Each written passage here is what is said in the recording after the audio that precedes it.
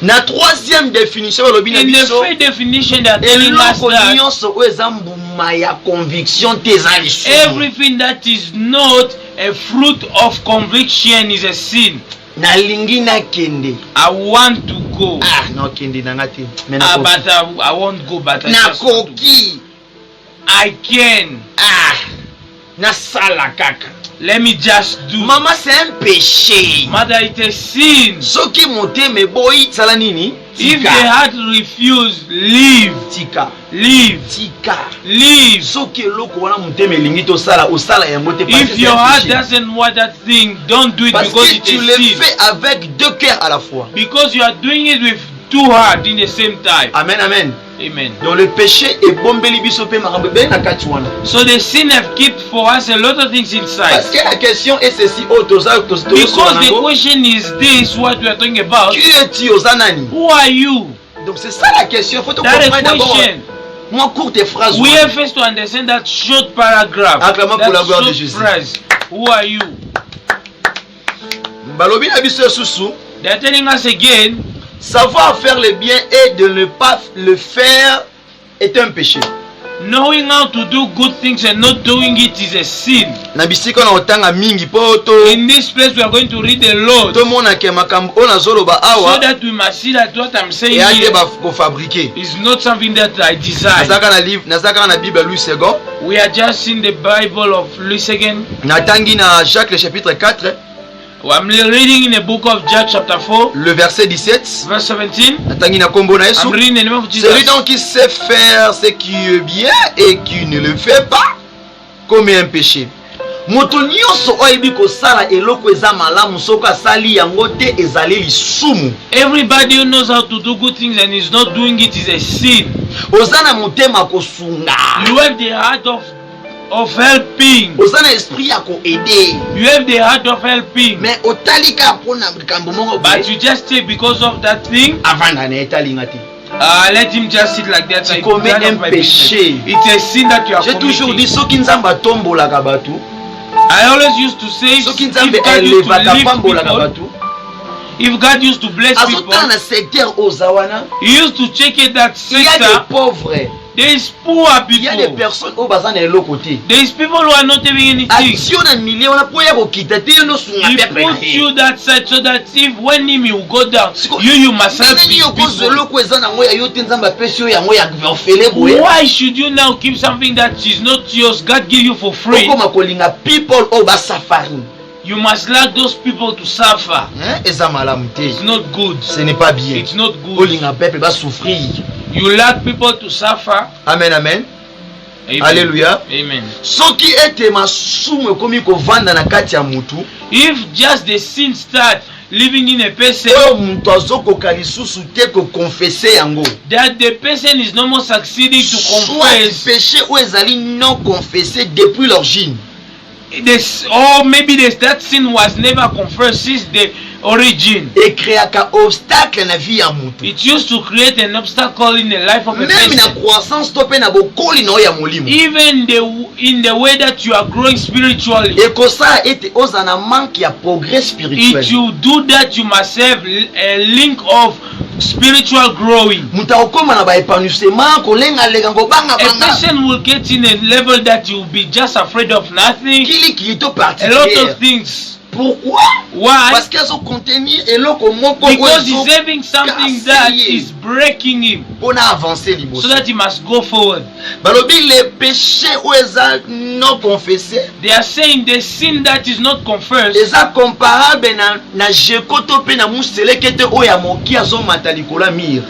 just the same as a lizard that is clamping a hole. That was born new. He can try it many times to claim that role, but he will still fall down because it's not yet strong. Amen, amen. Didn't yet grow. Alléluia. Amen. Et même si un homme de Dieu, and even though a man of God, de Dieu, or a servant of God, that is feeling shy or of removing bad, or of keeping bad, or removing the bad things of the child of God, Know that you have the spirit of error, which will stop him from growing spiritually. C'est-à-dire, it means when a person is in that situation, he will start getting in a lot of solutions, so that he must find the solution. That solution will be that they must satisfy him in that bad way. That is heavy. A person, since instead of looking for confessing, he's looking for the man of God to just put a support on him.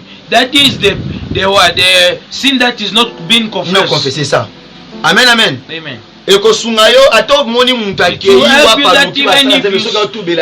if you saw somebody that is trying to go to look for men of God, you just be lost. That's why you are seeing that a lot of Christians, others are praying and looking for God.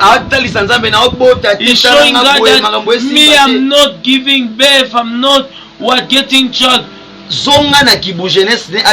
Go back when you were young, when you were youth, or when you were child. Maybe there's something that he had done that used to give him he used to give him society. He used to make his heart to be big. To feel bad. And nothing will follow him until even when you grow up. Even if he's praying, that thing will never be exhausted. God bless you. God bless you. In such problem, even if you look for apostles, pastors, prophets, tu n'auras pas de solution. You never get a solution. Ce n'est que Dieu qui peut intervenir. It's just God that have to intervene. Amen, amen. Amen. Ce n'est pas les hommes. It's not man de Dieu. Not even the man of God. Que Dieu lui-même. That's just God himself. Because you know the problem that you're having very well. Don't look so that people must give you a prophecy that is not really conform to things that you are doing. Que Dieu nous aide. May God help us. 1 Pierre chapitre 2. 1 Peter le verset 25. Verse 25. 1 Corinthiens 4. 1 Corinthians chapter 4. Verse 11. Read it. We are giving again example of Saul. Read it. Na 1 Samuel 9. In 1 Samuel 9. 1 until 20. I explained at the beginning of in the introduction. Donc so read it nicely where you see that you have 5. I will help you when you have crack. Malgré toutes ces choses là, even all those things that I'm from Dieu reading, a toujours un projet. God is still having a project. Un plan. God is still having a plan. Et le plan que Dieu a pour and nous, the plan that God is having for us, a pour vous aussi, and the plan that God is having for you, le plan du bonheur, is the plan of happiness, et non de malheur. And is not a plan Dieu n'a jamais souhaité le malheur pour ta vie. Sadness. God never wish you to be sad. Jérémie 29:11. Jeremiah 29:11. Yes.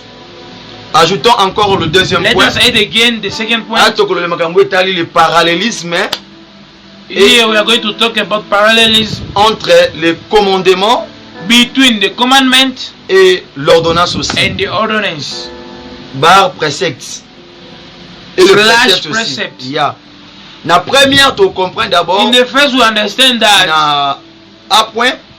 In A point. Na deuxième point, in the second point of parallelism.